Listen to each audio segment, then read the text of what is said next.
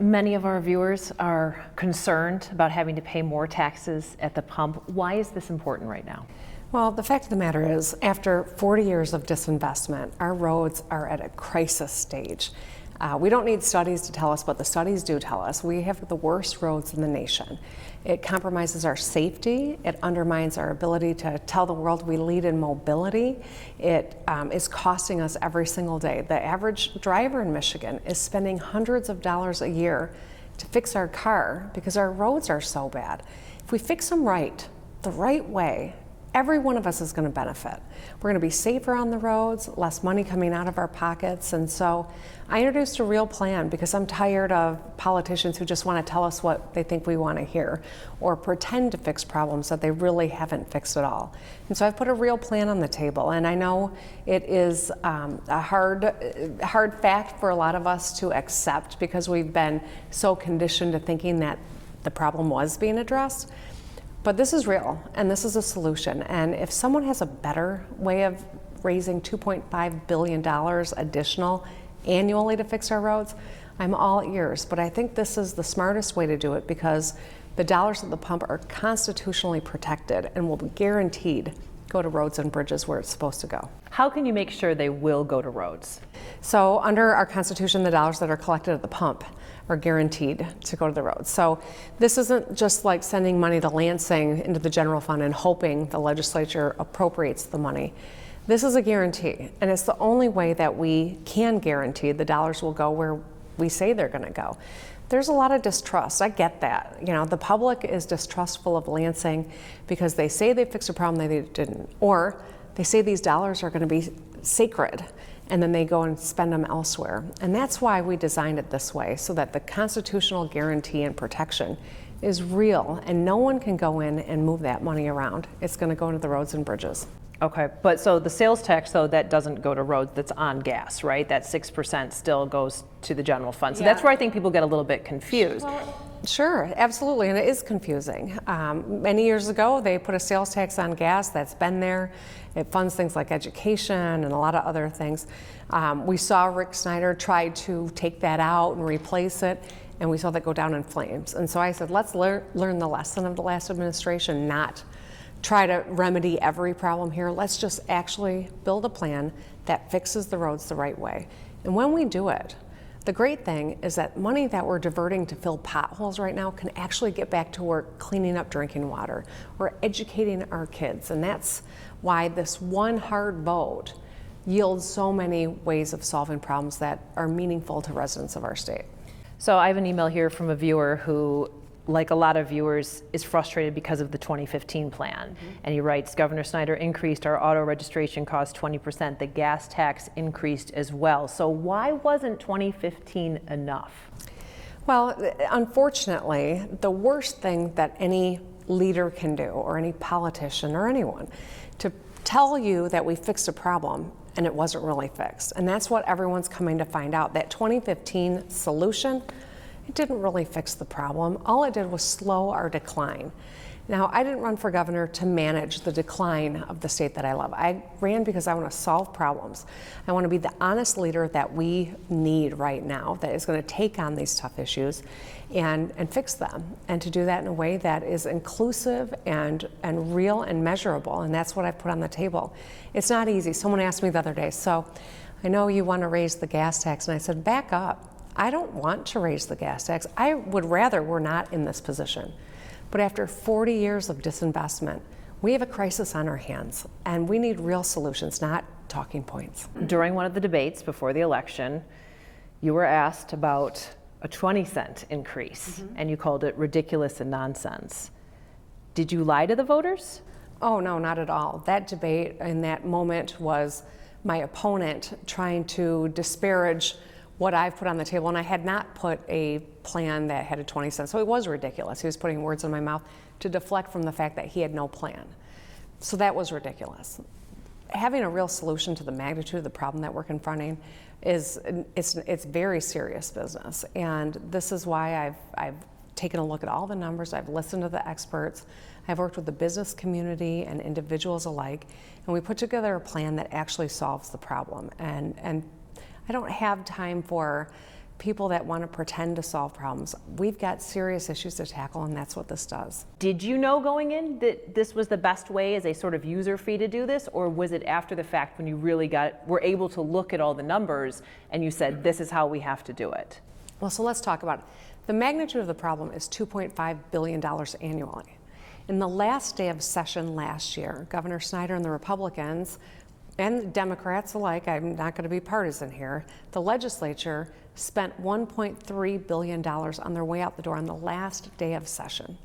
I'm walking into an administration where I am going to have to pay the bill for lawsuits that were against the last administration, and the bill's going to come due on my watch, and it could be to the tune of hundreds of millions of dollars. We've got serious challenges in our roads and our educational outcomes. We have a lot of communities that can't drink their water right now. And so in order to fix this and set it right and rebuild the foundation that leads to prosperity and opportunity for people, we got to get these things right. And so assessing all of the possibilities and acknowledging I have a Republican legislature to work with, this was the best way of going about solving a really hard problem. Is your plan enough? Well, my plan solves the problem. Anything less than that will not solve the problem. So if we do something short of 45 cents, then I can tell you we're going to continue to have this road conversation, because doing less doesn't get us to 90% of our roads in good to fair condition by 2029, and that is the national standard. We are at 78% and we are falling precipitously. We go down to 65% in just 2 years, another 5% a year after that. This problem gets more dangerous and more expensive the longer we kick the can down the road, and that's why it's time to solve this before we have a catastrophe on our hands, or the price tag is just so enormous it never gets solved and we have to turn roads back to gravel. And I don't think that's what the state that put the world on wheels, that wants to own mobility space, can afford to let happen. Let's talk about Public Act 51. Why is it so important to reconfigure where the funding goes? So Public Act 51 is a mechanism by which dollars are allocated to communities. It was created in 1951, so it's 68 years old. What we see is an incredible difference between roads that are in higher populated, heavier traveled areas than what we see in less populated, less traveled areas. This discrepancy has a huge impact because the roads that are getting the most damage, that need the most repair, are not as high up on the priority funding for if you go through Public Act 51. So going around it, the dollars that are there now will continue to go through the old act.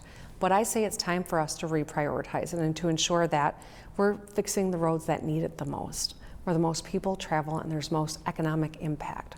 I went to the General Motors announcement in Lake Orion last week, and I was talking with the plant manager who told me the state of the roads leading into the plant are so bad, they have car haulers who won't go to the plant to pick up cars. It's 1 mile long, and it is in that poor of a condition that businesses won't even go and pick up brand new cars that are being built at this cutting edge facility.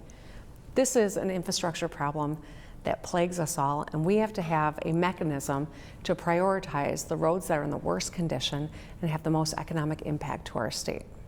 I think that might be some of why some of our viewers have fatigue with this issue, where we're in this very highly populated area. We have lots of big trucks in Metro Detroit because of all the manufacturing there, and it feels like we've been talking about this forever and we've been paying these increases, yet it's not getting better. How do we solve that? Well, you solve it by passing this budget, frankly. I mean, I recognize that. I'm appealing to people in, the metropolitan area to be a part of this and to call your legislators, Republican and Democratic alike, because your roads rise to the top of the priority list when we pass this budget. Your lives are going to dramatically be improved. You can go on the state website, /budget, and click on your area and see what roads are prioritized. You can click on your school districts and see the biggest investment in a generation of Michigan kids and what it means to your children. I mean, this is about us. This is about all of us. And I think your viewers have borne the brunt of decision making and a 68-year-old formula, and this is a real solution that fixes problems. The GOP has obviously called this a non-starter. I'm sure you've heard that. Do you have a plan B if this doesn't pass? You know, this is a real plan, and anyone who has a criticism of it and who wants to put an alternative plan on the table, I welcome it.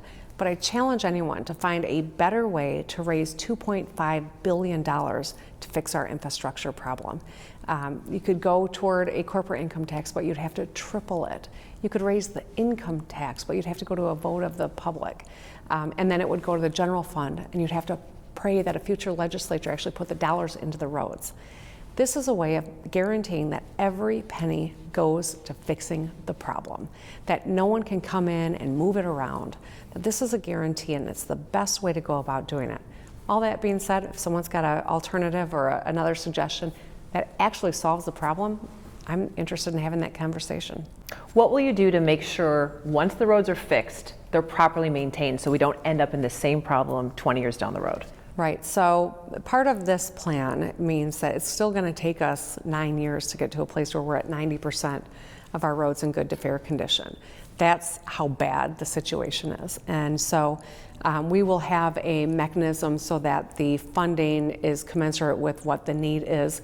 Someone asked me earlier, do you think we could have a break after we get to that 90%? And I would defer to the engineers at MDOT to tell us what our predicted needs are so that we don't just fall off the cliff again and push our demise down the road. This is something that I want to solve long term. Because it seems like when we do see projects, in a couple years we're fixing them again. So is there something with the materials we're using? Is this a maintenance issue? Again, what can you as the governor do to make sure, let's say you get the money, what can you do to make sure these roads stay in the best possible condition? Sure. So, you know, the public is rightfully frustrated when you see the orange barrels go up on a road that the orange barrels were just up on a few years ago. Here's why that happens, though, because we haven't actually been rebuilding roads in Michigan. We've been filling potholes or resurfacing roads. You know, roads have a lifespan, and you can extend them by proper maintenance. But at the end of the day, you have to rebuild a road in certain intervals. We have never been really allocating what we need to rebuild our roads. So we just fill potholes, we put another layer over, and that's why the orange barrels go up every couple years on the same stretch of road. When we rebuild our roads the right way, they will last for decades, and another decade perhaps with the right maintenance. When you use the right mix of materials and prioritize, we will have roads that you can be confident you're not going to see orange barrels again for another 10, 20, 25 years. That's the goal, and that's exactly what I put on the table. What are you going to do about bridges? We have some bridges that are in pretty bad shape. What are that? Is that part of your plan? Yeah, so we will be in a position to start replacing and rebuilding bridges as well. There are a lot of bridges in the state of Michigan that have temporary supports holding them up. Hundreds of temporary supports. These are bridges that have buses with school kids traveling over them or families traveling underneath them. And so bridges are a big piece of our infrastructure plan to get started to work rebuilding our bridges too. What happened to the Rebuild Michigan Bank that you talked about during your campaign? Is that still something that's potentially on the table, and what is that if it is? Yeah, so you know, in our original plan during the campaign, that was something we thought would be a good mechanism so that people would know that every dollar we raised for roads would go to roads. You don't need to have that mechanism if you raise the dollars at the pump because they're constitutionally protected. And so the goal was to give the public the confidence that every dollar is going into solving the problem. We see local millages pass all the time in the state of Michigan because at the local level, people have confidence the dollars are going where they're supposed to be going. At the state level, we have a real trust problem, legitimately so, and that's why doing it at the pump with the constitutional protection, I thought was an important way of earning back the trust of the people, but also long-term insurance that those dollars are going where they're supposed to go. Can pot be used for potholes? Right. So we get that question a lot, so if you could address that. I'm so glad you asked that question because I've been doing town halls as I get across the state. That is a question that comes up in every town hall, and I think it's important because it's on people's minds. So when you think about our road problem, it's $2.5 billion problem annually. how big that is. It's hard to get your head around it, truly, even for people who work at the Capitol every day, to stop and think about how big that is. Marijuana taxes are going to raise about $40 million for infrastructure. So you think about $40 million compared to $2.5 billion. It's just a tiny, tiny portion of what we really need to raise. We would still need to raise $2.460 billion to solve the problem if you added the marijuana money into it. And so it's a drop in the bucket, if you will. And that's why I think, I'm glad you asked the question, because it comes up over and over again. It's hard to conceptualize how small that is compared to the problem that we're trying to fix. So right now, is that just going in those taxes just go in the general fund for that? So, we haven't started collecting them yet. I mean, that's all ginning up, right? But when we amended our Constitution, in the proposal, divvied up how the dollars were spent. So some goes to infrastructure, some goes to health, some goes to education. But bottom line, it's not enough. Not even close. We allow a lot of heavy trucks on our roads. Mm-hmm. I've heard differing opinions on whether that's the problem or not. Would changing truck weights help our road situation? So the engineers would tell you that because we have multiple axles that distribute weight, that the weight in and of itself isn't necessarily what is contributing to damage. Now, I'm somewhat skeptical, and I know that the public is as well. That being said, when you raise the gas tax the way that we do, it includes a diesel increase. So heavy trucks are going to be paying more under this plan, and I think that that's fair and just, frankly. I also think that we need to have a maybe more in-depth analysis as we look to the 5 years out. We have a built-in mechanism to report to the public, to analyze if we've achieved our goals at the 5-year mark, what the next 5 years is going to entail. Has the economy changed so much that we are in a position to assess miles traveled? And people pay for miles traveled as we get more into electric vehicles.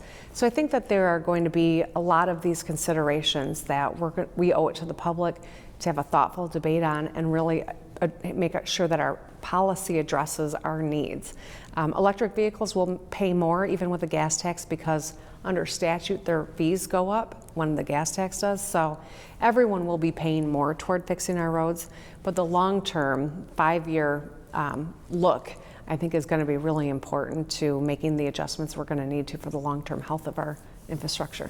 So if we were to restrict weights, would that have potentially another negative economic impact on businesses? Because if we don't know if the trucks are, how big of a problem they are, mm-hmm. I mean, could that backfire essentially? Well, so here's the thing that I'm always mindful of. I've got a Republican legislature to work with, and we're going to have our disagreement on a number of issues, and that's why I'm not leading with social issues or other things where I know we're not going to find common ground.